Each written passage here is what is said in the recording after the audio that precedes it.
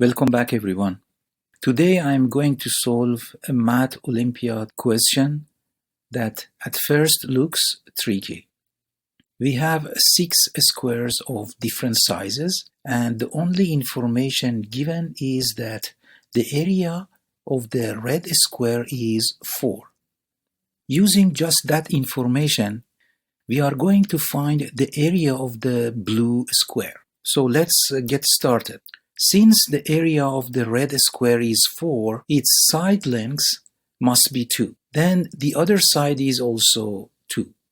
Now for the yellow square, we set this side as x. This shows that the side length of the yellow square is 2 plus x. If this side is 2 plus x, and this length is 2, then we can find the side length of the orange square, that is 4 plus x. Then this length is also 4 plus x.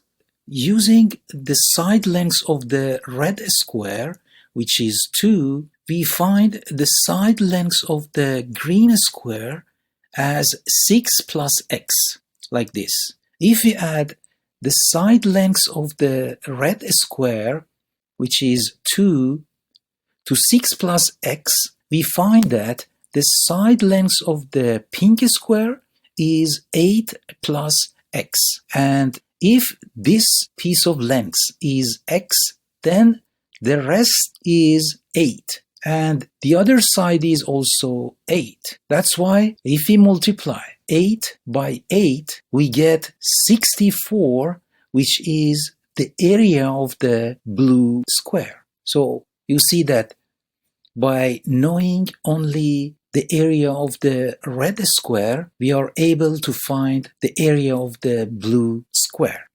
If you find this useful, please subscribe the channel for more videos. Thank you for your watching.